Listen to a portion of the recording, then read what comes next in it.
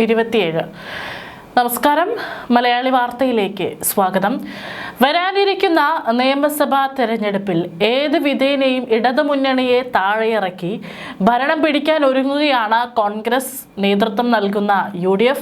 ഏതായാലും കച്ചകെട്ടി ഇറങ്ങിയിരിക്കുകയാണ് മാസങ്ങൾക്ക് മുമ്പ് തന്നെ കോൺഗ്രസ് കളത്തിൽ.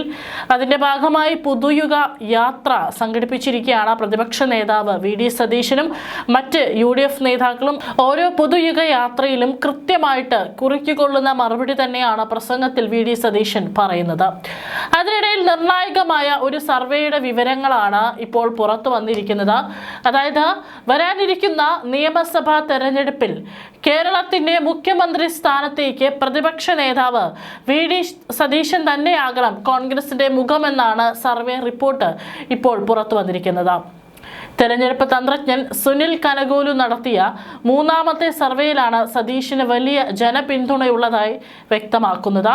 മുൻപും ഇത്തരത്തിലൊരു സർവേ ഫലം വന്നിരുന്നു. അന്നും VD സതീശന് വലിയ പിന്തുണയാണ് ജനങ്ങളുടെ ഭാഗത്തു നിന്ന് ഉണ്ടായിരിക്കുന്നത് എന്നുള്ളത് വ്യക്തമാണ്. രമേശ് ചെന്നിത്തല, KC വേണുഗോപാൽ, ശശി തരൂർ തുടങ്ങിയ പ്രമുഖ നേതാക്കളെക്കാൾ സതീശൻ ബഹുദൂരം മുന്നിലാണെന്ന് സർവേ ചൂണ്ടിക്കാട്ടുന്നു. നിലവിൽ കോൺഗ്രസിൽ സ്റ്റാർ ക്യാമ്പയിനർ ഇമേജ് കൂടിയുള്ള ആളാണ് VD സതീശൻ എന്നതാണ് പ്രധാന കാര്യം. കോൺഗ്രസിന് അധികാരം ലഭിച്ചാൽ VD സതീശൻ മുഖ്യമന്ത്രിയാകണമെന്നാണ് ഭൂരിഭാഗം ജനങ്ങളും ആഗ്രഹിക്കുന്നത്. അടുത്തിടെ പുറത്തു വന്ന NDTV സർവേയിലും VD സതീശൻ 22%, മുഖ്യമന്ത്രി പിണറായി വിജയനേക്കാൾ 18% ജനപ്രീതിയിൽ മുന്നിലെത്തിയിരുന്നു. ഓരോ മണ്ഡലത്തിലും വിജയിക്കാൻ സാധ്യതയുള്ള 6 പേരുകൾ വീതം സർവേയിലൂടെ കണ്ടെത്തിയിട്ടുണ്ട്.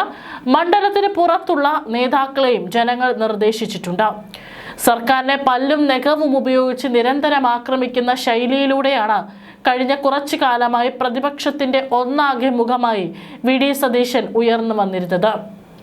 അതിനിടയിലാണ് കനകോലു നടത്തിയ നിർണായക സർവേയിലും VDക്ക് ഈ മേധാവിത്വം പുലർത്താൻ സാധിക്കുന്നത്.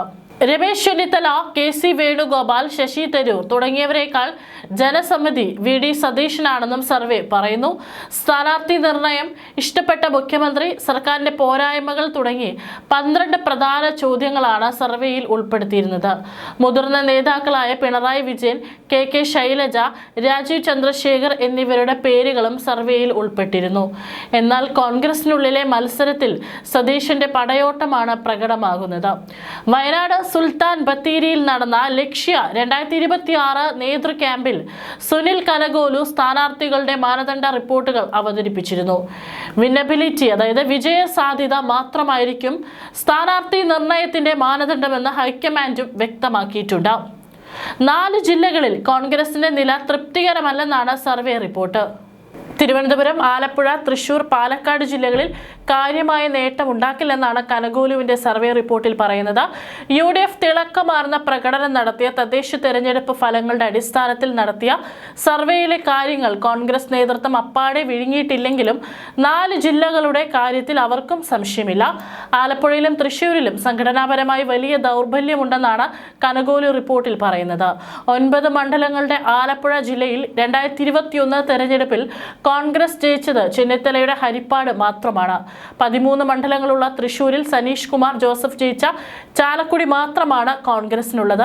14 അസംബ്ലി മണ്ഡലങ്ങളുള്ള തിരുവനന്തപുരത്തും M വിൻസെന്റ് ജയിച്ച കോവളത്തും കോൺഗ്രസ് ഒതുങ്ങി. എന്നാൽ പാലക്കാടിന്റെ കാര്യത്തിൽ കനകോലുവിന്റെ കണ്ടെത്തൽ അത്ര കൃത്യമല്ലെന്നാണ് പല നേതാക്കളുടെയും പക്ഷം.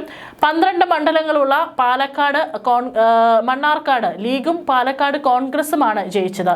വരുന്ന തെരഞ്ഞെടുപ്പിൽ പാലക്കാട്, ചിറ്റൂർ, മണ്ണാർക്കാട്, തൃത്താല മണ്ഡലങ്ങളിൽ UDF ജയിക്കുമെന്നാണ് കോൺഗ്രസ് നേതൃത്വത്തിന്റെ പ്രതീക്ഷ.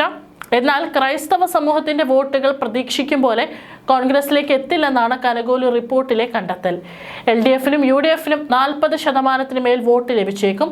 NDAക്ക് പ്രതീക്ഷിക്കാവുന്നത് 15%-വുമാണെന്നാണ് കനകോലു പറയുന്നത്. ഇപ്പോഴത്തെ സർക്കാരിന്റെ പോരായ്മകളും അതുകൂടാതെ മുഖ്യമന്ത്രിയെക്കുറിച്ചുള്ള അഭിപ്രായങ്ങൾ എന്നിവയും സർവേയിൽ ചോദിച്ചിരുന്നു. എതിർപ്പാളയത്തിൽ നിന്നുള്ള പ്രമുഖ നേതാക്കളിൽ മുഖ്യമന്ത്രി പിണറായി വിജയൻ, മുൻ മന്ത്രിയും മുതിർന്ന CPI നേതാവുമായ KK ശൈലജ, BJP സംസ്ഥാന പ്രസിഡന്റ് രാജീവ് ചന്ദ്രശേഖർ എന്നിവരുടെ പേരുകളും സർവേയിൽ ഉൾപ്പെട്ടിരുന്നതായാണ് സർവേയുമായി അടുത്ത വൃത്തങ്ങൾ സൂചിപ്പിക്കുന്നത്.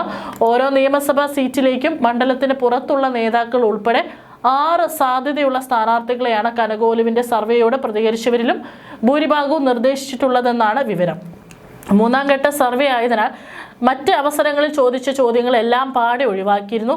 അതിനിടെ സംസ്ഥാനത്തെ 4 ജില്ലകളിൽ കോൺഗ്രസ് അതീവ ദുർബലമെന്ന് വ്യക്തമാക്കുന്ന റിപ്പോർട്ടും അടുത്തിടെ കനകോലു കോൺഗ്രസ് നേതൃത്വത്തിന് മുന്നിൽ അവതരിപ്പിച്ചതായി റിപ്പോർട്ടുകൾ ഉണ്ടായിരുന്നു.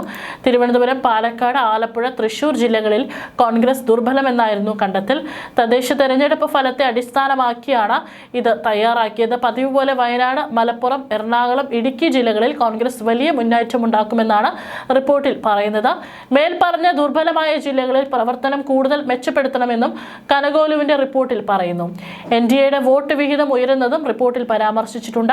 അതേസമയം പൊതുയുഗ യാത്രയുടെ കുറ്റ്യാടിയിലെ സ്വീകരണ ചടങ്ങിലും ഷാഫി പറമ്പിൽ MP സംസാരിക്കാൻ ക്ഷണിക്കുന്നതുമായി ബന്ധപ്പെട്ട് വേദിയിലുണ്ടായ പിടിവലിയിൽ പ്രതികരണവുമായി പ്രതിപക്ഷ നേതാവ് VD സതീശൻ വന്നിരുന്നു. ഒരു കുടുംബത്തിലെ കാര്യം പോലെയാണെന്നും പ്രതിപക്ഷ നേതാവ് VD സതീശൻ പറഞ്ഞു. അവിടെ ഒരു തരത്തിലുമുള്ള അച്ചടക്ക ലംഘനവും ഉണ്ടായിട്ടില്ലെന്നും സതീശൻ കോഴിക്കോട് മാധ്യമങ്ങളോട് പറഞ്ഞു. ജാഥയുടെ ശോഭ കെടുത്താൻ ഇല്ലാത്ത ഒരു കാര്യം ഊതി വീർപ്പിക്കുകയാണ്. ജാഥ വൈകിയതിനാൽ ഷാഫി തന്നെയാണ് വേഗം പ്രതിപക്ഷ നേതാവിനെ വിളിക്കാൻ പറഞ്ഞത്.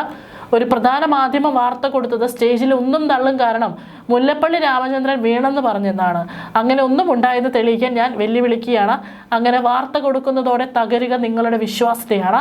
ആയിരക്കണക്കിന് വോട്ടുകൾക്ക് UDF തോറ്റ മണ്ഡലങ്ങളിൽ ജാഥയ്ക്ക് കിട്ടിയ സ്വീകരണം കേരളീയ സമൂഹം വിലയിരുത്തും. ജാഥയുടെ ക്യാപ്റ്റൻ എന്ന നിലയിൽ ഞാൻ നയിക്കുന്ന ജാഥയെ കുറിച്ച് കൂടുതൽ കാര്യങ്ങൾ ഇങ്ങനെ പറയുന്നത് ശരിയല്ല. ജാഥയുടെ ശോഭ കെടുത്താൻ വേണ്ടി ഇല്ലാത്ത വാർത്ത കൊടുക്കുകയാണ്. ഇതുപോലെയൊക്കെ ഒരു വീട്ടിലുണ്ടാകുന്ന പോലെയുള്ള കാര്യമല്ലേ? ഇങ്ങനെ കള്ളം പ്രചരിപ്പിച്ചാൽ കേരളം എങ്ങോട്ടാണ് പോകുക എന്നാണ് സതീശൻ ചോദിച്ചിരിക്കുന്നത്. ഏതായാലും ആ കാര്യത്തിൽ ഒരു വ്യക്തത സതീശൻ വരുത്തിയിരിക്കുകയാണ്.